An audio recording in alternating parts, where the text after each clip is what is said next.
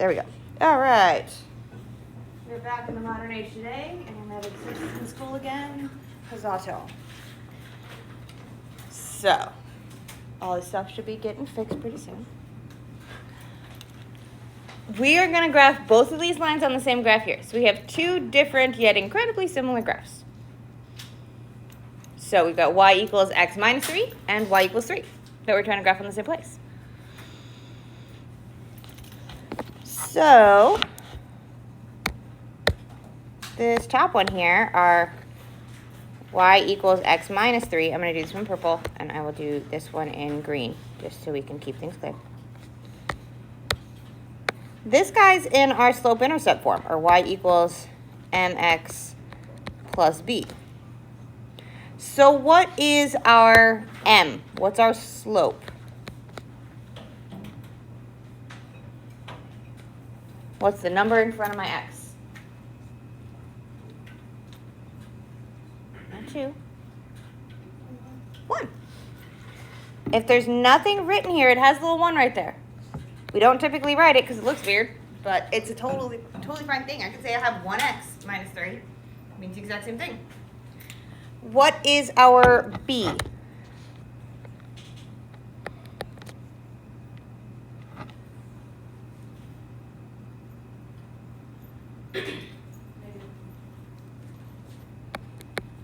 Negative 3. So that means the first point I'm going to put up here is going to be my intercept, which is at negative 3. Super duper important to remember that this is our y-intercept. It's always going to be the y-intercept, so it's always going to be the point 0, comma, whatever that number is, 0, negative 3. So that point is on my y-axis, this guy. So we're going to start here at 0, negative 3. That's my first point. How do I find my next point when I know my slope is 1?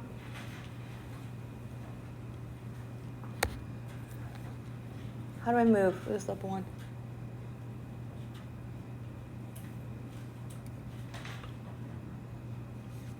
Oh, I heard it. It was very quiet, but it was there. Up 1, over 1. Up 1, over 1. Up 1, over 1. Rise over run. We're going to go up 1, over 1. Up 1, over 1. Up 1, over 1. The more points we have, the easier it is to connect them up. I could also go the other way. If I don't want to or don't have space to go this way, I can go that way. I can go left 1, down 1. It's still going to wind up on my line. Totally fine. Left 1, down 1. Left 1, down 1.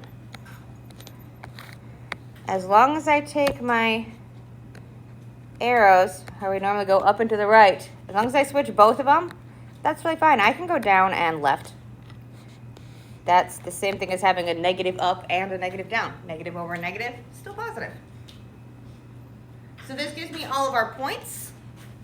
We're going to grab a ruler and connect them up. We should have rulers in the cups that y'all can actually see from your perspective, but the rulers are sticking up. Because whenever we graph a line, we need to use a ruler. Look how pretty those are now. Oh my gosh, after yesterday's chaos. Yay, they're so pretty. Spam emails trying to give me notifications. It's just silly.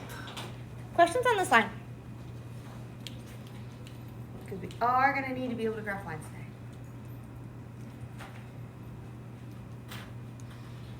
Okay. So then let's look at the next one, our y equals 3. What is that going to look like?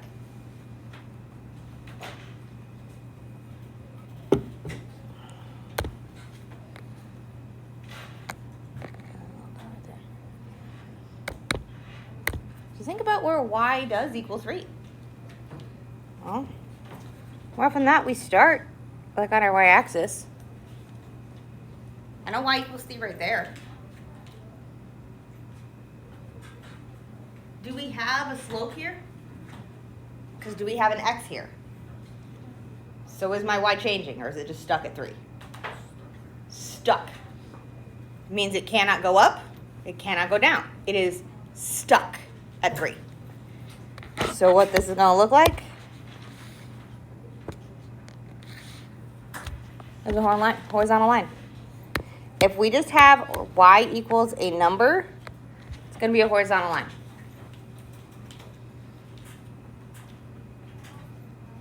If x equals a number, we get a vertical line. So if it's y equals, my y is stuck at 3. It cannot go up to 4. It cannot go down to 2. It is stuck at 3. Okay? Questions on these two?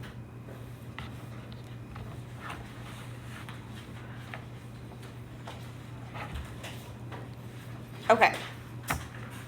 So we are going to use lines in what we're working with today. We're going to look at a new kind of function that is going to be made of some very familiar pieces, but it's going to look crazy. Because what we're going to work with is a special kind of function called piecewise. We're going to be on page 5 in the packet. It looks like this.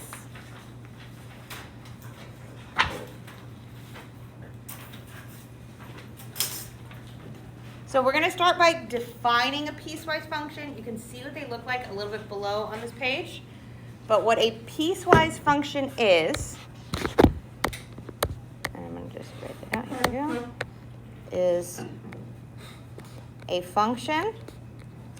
So it meets all of our function rules, meaning it's going to pass that vertical line test. Each x goes to only one y.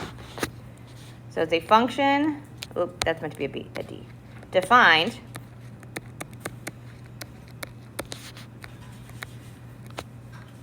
by at least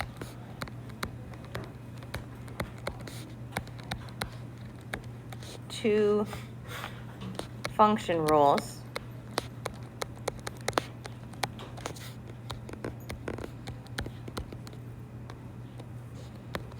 and it's a little bit long, each of which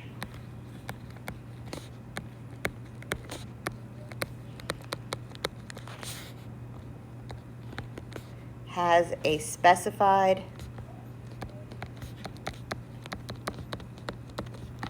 domain interval.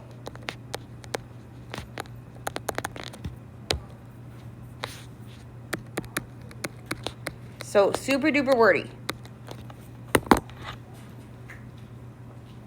It's a function defined by at least two function rules, meaning two like equations. The bell work, we had two function rules, our y equals x minus 3 and our y equals 3. Those are two different function rules. And what we're going to do is we're going to give each of them a specified domain. So we're going to have, all right, for this portion, it's going to be x minus 3. For this portion, it's going to be y equals 3. For this portion, it's going to be y equals 2x minus 7. For this portion, it'll be y equals 7. So we're going to see what those look like, and that's what these guys are right below here. I'm going to talk us through what they mean.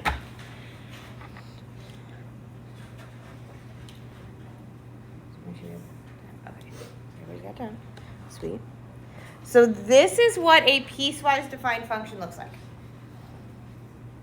We've got our f of x. Again, this just means y. These guys. This is our y equals, and it splits. It's this x minus 3 if our x's are smaller than 1. And it's going to be 2x if x is bigger than 1. So it has two different rules based on where our x is. That's your base. So what we're going to do is we're going to need to graph both of these lines, but we're going to make sure they don't overlap. So this is another time when we need to use pencils. If it helps, I can get out the colored pencils if you want to have two different colors. Totally valid. We just take it piece by piece. So this first one says we're going to follow the rules. Sorry, I'm trying to figure out where I want to have it. So this guy says we want to have the equation of y equals x minus 3, but only when my x is less than or equal to 1. When x is less than or equal to 1. Or if you are thinking about our intervals, that would be our negative infinity up to 1.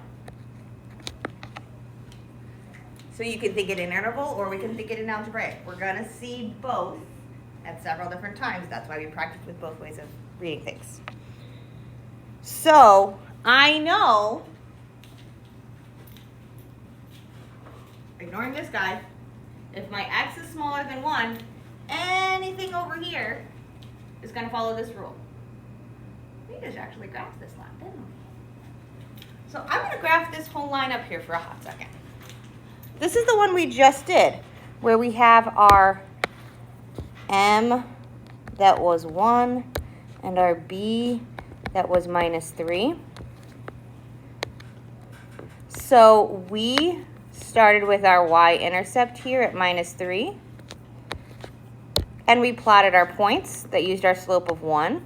So this is the exact same line we did on our bell work. It looks just like this. Don't draw super hard real quick, because I'm doing a thing.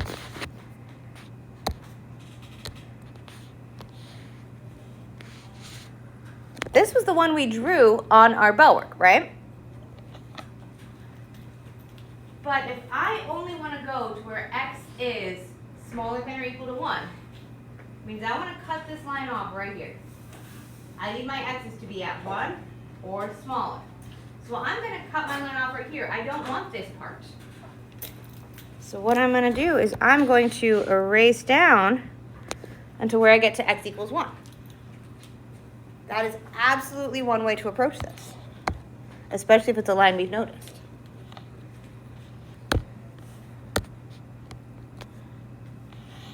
So it keeps going to the left because I can keep taking this line. My x is smaller than 1. It keeps going. I'm just not going to go bigger. We're not going to have arrows on both sides of this purple line because my x has to be smaller than. It cannot be bigger than 1. So I don't want an arrow on that right-hand side.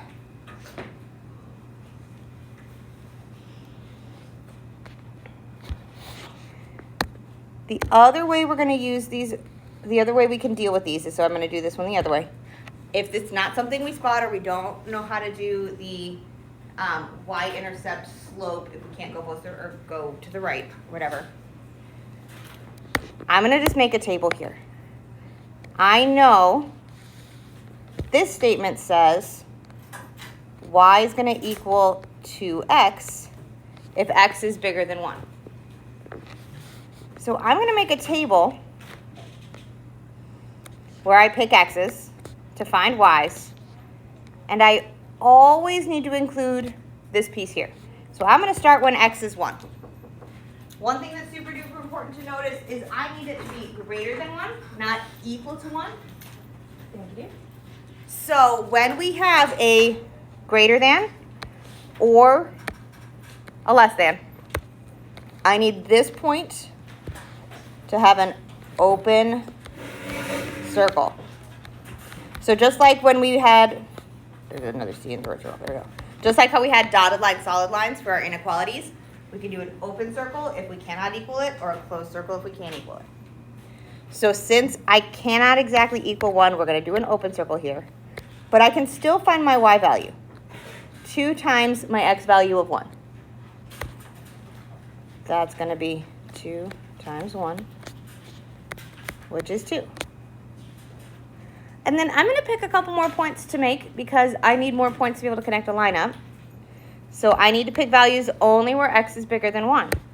So that would include things like 2 or 3, 4. I could go more. And we're going to substitute them in. 2 times our x of 2 would give us a 4.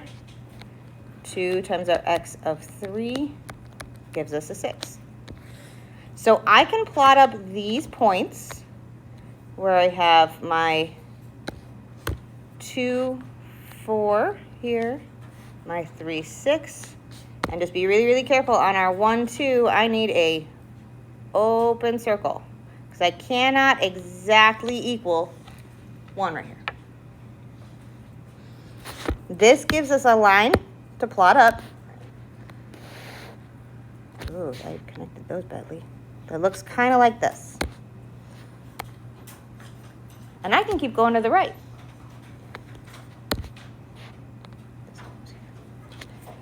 It's really important that we pay attention to which of these has the equals to and which one doesn't.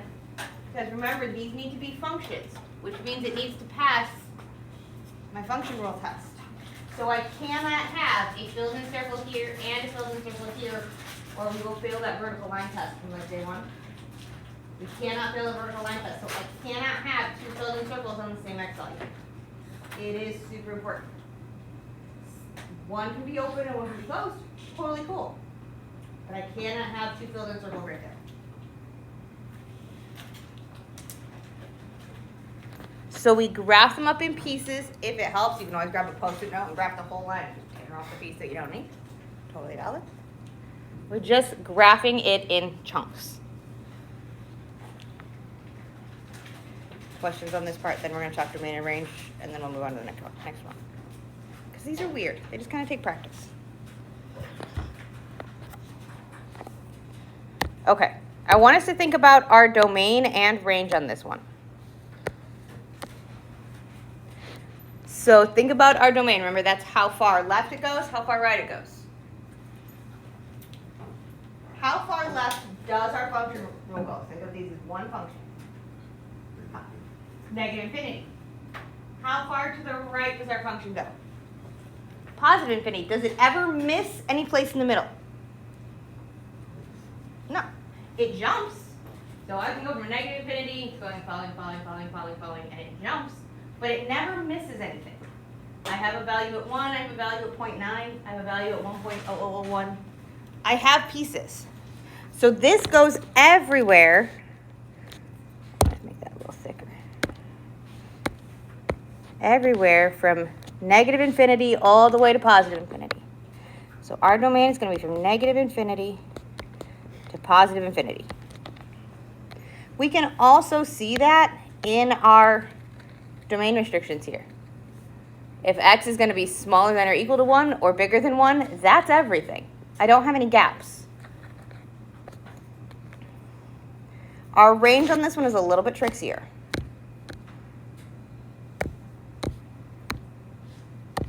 We are going to actually have 2 pieces for a range.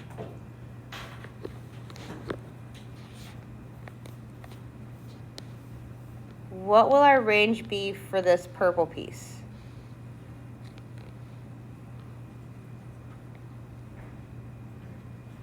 Negative infinity to negative 2. Negative infinity to negative 2. Since we can touch negative 2, we put our little square bracket on here. What about for the green piece? What's our range here?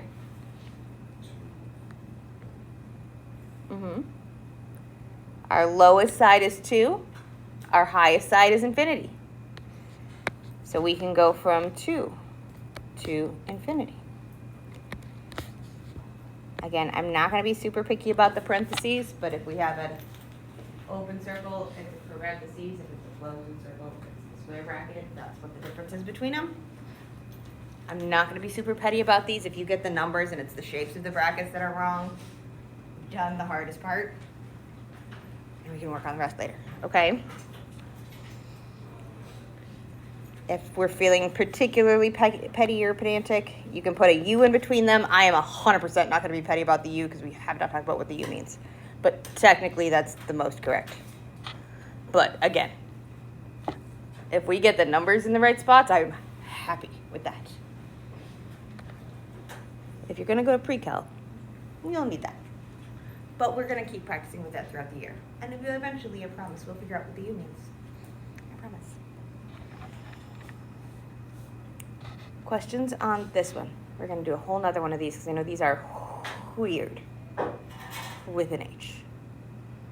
My stuff's exploding. Okay, let's look at another one of these. This one has 3.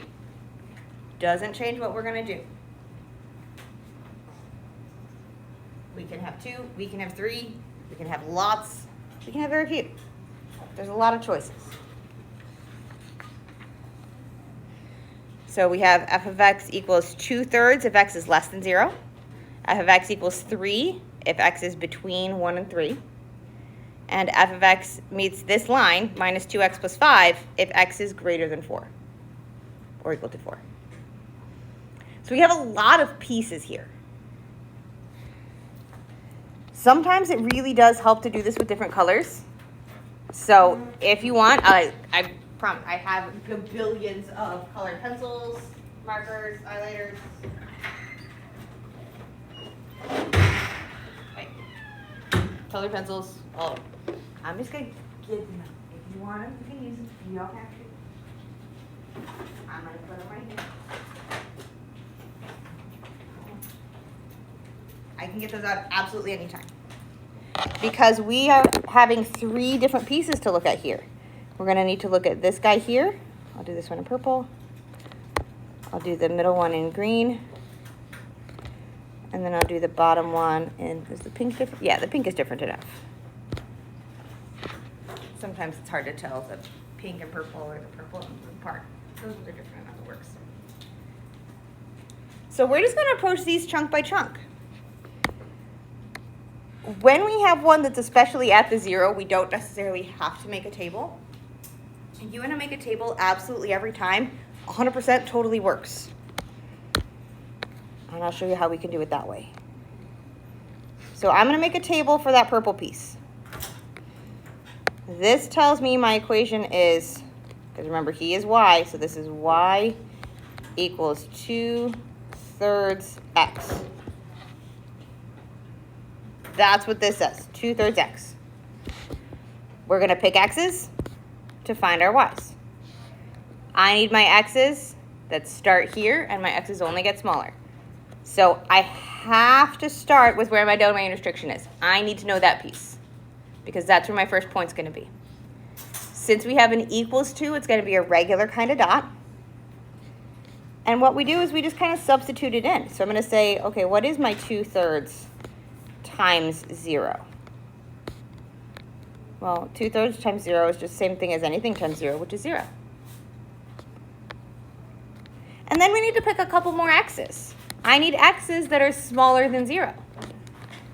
I can do -1, -2, -3, -4, -5, any of them. Anything that I have on my graph, I can pick. I'm going to do -1, and then I'm going to jump and do -3, and I will show you why in a second. You don't have to do a jump like that. I'm doing it for a thing, I promise. So if we look at our 2/3 times -1, well, that's just going to be -2/3. Problem is, that's not super easy to graph. I know I can do my 0, 0, easy peasy, it's right there on an intersection. But if I want to do -1, -2/3, I'm guessing it's there-ish. I could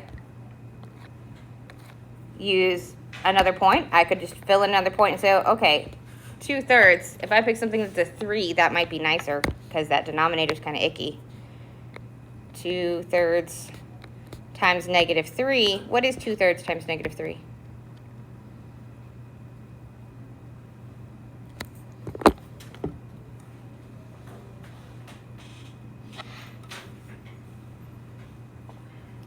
Divided by 3 times -3. What's going to happen with my 3's? The 3's will cancel out, and we're left with a -2. So you can do it that way, where we have our -3, -2. We could look at this and say, oh, hey, I've got a point. I know my slope. I could start here and go, well, I can't go up and right because I need to be smaller, so I can go down and left, down to left 3, down to left 3. That also works. If we have a point, I can use my slope. That works. So if we connect these up, ooh, that's why we use rulers. Use your ruler. Does make a difference. All of these dots are going to connect up, whether we use our table for every single point, whether we use a point and do the slope. However we choose to do this, if we find some intercepts, wouldn't work super good on this one, but it keeps going. And since x can be anything smaller than 0, this will keep going all the way down as small as we can imagine. The only time we're not going to have an arrow on one side is if we have something where x is straight up between. So this one will not get arrows. This one will have an arrow, and this one will have an arrow. This one won't, because x has to be between 1 and 3. It's stuck. Questions on this first piece? Because we're going to do the same kind of deal with the next one. I'm going to make a table for the green, where I'm going to pick x's to find y's. Our equation here says y equals 3. Because remember, f of x is just y. He's in a bad disguise. It's just y. So that says y equals 3.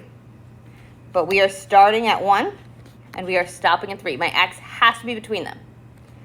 So I need to make sure I have the x value for 1, where this line starts, and my x value at 3, where this line ends. And we can do something in between, with it being a line right here, since we only have the ways to graph linear functions. Don't necessarily have to, but it's a good practice. So if x is 1, what does y equal? I'm going to zoom in real quick. Remember, our equation says y equals 3. And I know it's really hard to see. Y equals 3. So if x is 1, what does y equal? 3. If x is 2, what does y equal? What does y equal?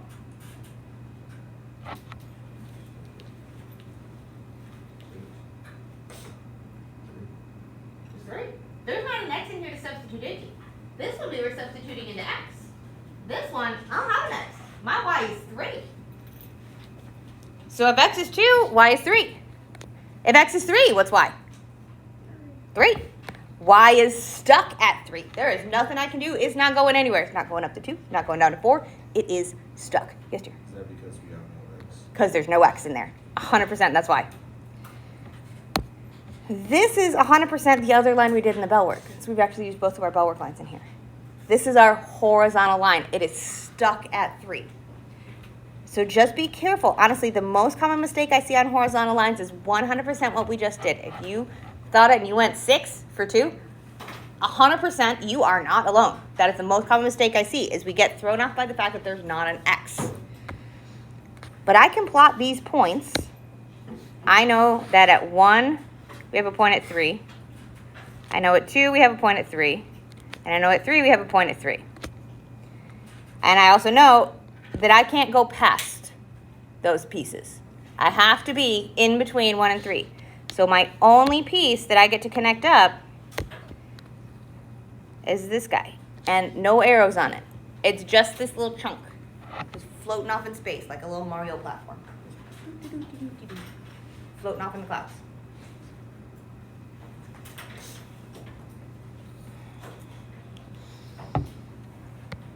So we just take them chunk by chunk, piece by piece, little by little. We have one more section left to go. Let's put this table over here. Oop. Where we have our f of x, which means y equals this guy right here. So we have our y equals minus 2x plus 5. You do not have to rewrite the equation over it. I just sometimes find it really helpful, especially if I zoom us in. Which I'm going to zoom us in. So this is the equation we're working with right here. Y equals minus 2x plus 5. But I can only pick x's that are bigger than or equal to 4. So when I'm picking my x's that I use to find my y's, I need to start at 4. And then I can only pick numbers bigger. So 5 and maybe 6. That's as big as my graph goes anyway. And we're going to now do our substitutions just like we did for the other ones. So I know on this one we couldn't really do much substitution, but it's the exact same that we did over here, where I'm taking my x values and substituting it in for x. Here I'm going to take my x values and substitute it in for x. And we can write it out, or we can do this in the calculators, because we have tools at our disposal. So I'm going to grab my calculator real quick. I'll put it up on the screen so we can practice it. What we can do with it. Just write things down next. 5, 6. Alright. So if we're looking at our minus 2x plus 5 and I want to substitute 4 in, we can straight up take in our minus 2, and where we would substitute in our x, we're going to put in our parentheses 4 plus 5. Have it in just like this. And it'll spit out our answer of negative 3. So you don't have to necessarily write every bit out in the table. We can use the calculators. We can use the tools at our disposal. Just be really, really careful that we put things in correctly. So if I want to do that again, and I want to do that with a different number in place of the 4, and I go, oh, I don't want to type that again. Up, up, hit enter. It puts it back in the typing line. It basically does a copy paste. Then I can go back and switch my 4. Whoa, not for a 55. Just for a 5. And hit enter, and it'll do it again. Minus 5. I'm going to do one more. Again, I don't feel like retyping it, so I'm going to hit up, up, enter. Then I can go back and switch that out for a 6. And then minus 7. Minus 7. So we don't have to completely retype everything every single time. 100% totally can. But as we go through this, I try and show you things in the calculator that make your lives easier. Oh, that's not what I meant. There we go. So now we have this table over here that we can plot up. So I'm going to use my pink pen for that one.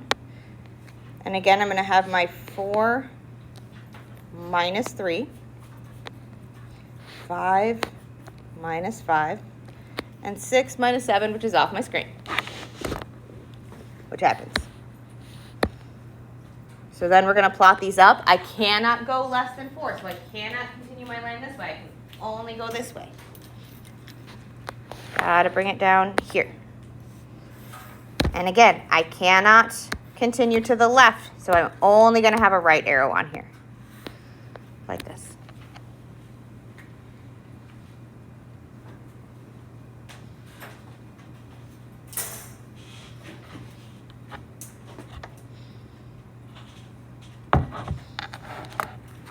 And the domain and range on this one is objectively gross. So I'm going to do a super quick check on. Awesome. Yay. We don't actually have to get around a domain and range or something like this one. So I'm not super concerned about it. If you want to think about our domain and range, since none of these are touching, it would be 3 separate pieces for domain. And honestly, our domain is exactly what these say. My x's would be less than 0, so our negative infinity to 0. Between 1 and 3, so 1 to 3. And 4 and bigger, 4 to infinity. These are the pieces of our domain. None of them are touching. I have a gap in between them, so I can't, I won't have a negative infinity to positive infinity. Again, we're not going to ask you necessarily to do domain on these ones or range because they're kind of nasty. They're gross. But just talking through it, since the line is right there, our domain is the pieces of the piecewise defined function. These guys are the exact same thing as our domain would be. That's where it's coming from. Our domain restrictions are the domain. And our range on this one would be from negative infinity up to 0 plus 3. Again, not concerned about it.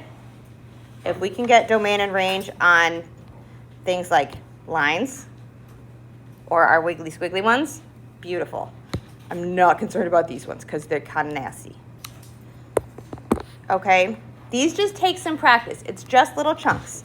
And when in doubt, if you need to, when you're working on things like homework, if you want a Post-it note to cover up the rest of the graph, so you're just graphing up to a piece of it, totally valid, and I have enough Post-it notes that I could build a Post-it note army, so I can give you as many Post-it notes as you need. But that's where we're going to stop for today. So piecewise defined functions are a special kind of function. We are going to keep working with some special functions over the next couple of days. So tomorrow it's very similar, but it's called a step function. And then we're going to start looking at some absolute values. All of those are on homework 5. So this is definitely not going to be due on Thursday. That's because we got to include our absolute values, and we ain't doing those until Thursday. So this will be due at the very earliest Friday. Definitely not Thursday. So I'm going to pass it out. I reserve the right to push this back, but we aren't talking absolute values until Thursday itself. So for sure, not going to happen. But graph number 1, you could absolutely do. That is a piecewise defined function. You can absolutely do number 2. You could probably figure out 11. The reviews, you can absolutely do all of the review questions because there it is, review. The stuff on the back, extras 1 and 2 are what we're going to talk about, not tomorrow, but the day after. And number 11 is kind of what we're talking about tomorrow. So I want you guys to try and do as much as you can. It's a great time to work and ask questions on stuff. But yeah, that's kind of the vibe. These are weird, and what we're working with tomorrow is pretty much the same kind of thing, so we'll get to practice them again. So tomorrow is special kinds of piecewise functions. We'll be really good. Okay.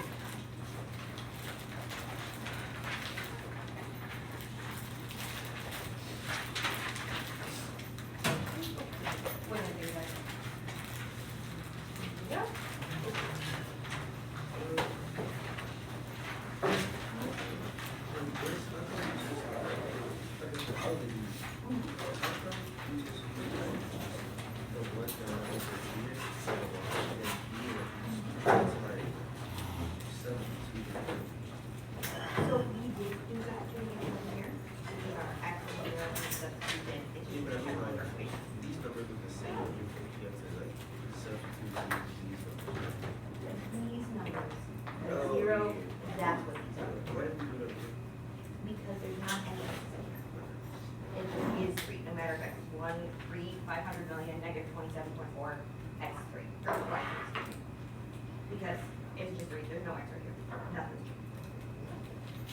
And tomorrow we're going to practice with that as well, because they'll all be good numbers.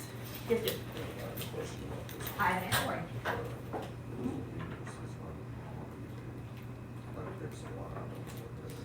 So you're trying to write your own equation.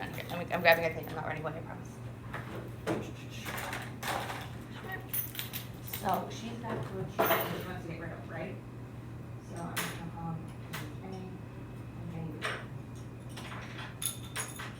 and she wants to get rid of both of them, right? Yeah. And she wants to make it only $400. So if she sells both paints, are we going to add the price of those together, or are we going to subtract the prices together? Yeah, for how much money she makes. And which side would you rather have bigger? The cost, the money she makes from the paintings, or the $400? Does she want to make at most $400, or would she be happy making more? I'd be happy making more. So she would like this side be bigger or equal. Okay, so they tell us painting A, like one of her paintings is X and one of her paintings is Y. But that's in there and plot right there. Mm-hmm.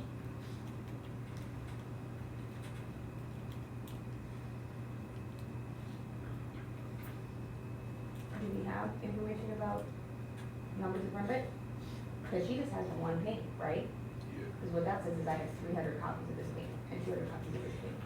So it's just going to be X plus R1 and then greater than equal to 400. Just that's exactly what it is right there. And then I want you to try graph that. Okay? So what would your x-intercept be? I was like, this would be easy peasy to do with intercepts. If we think about x-intercept, then we have our y is 0. So what would our x-intercept be? If x has to be greater than equal to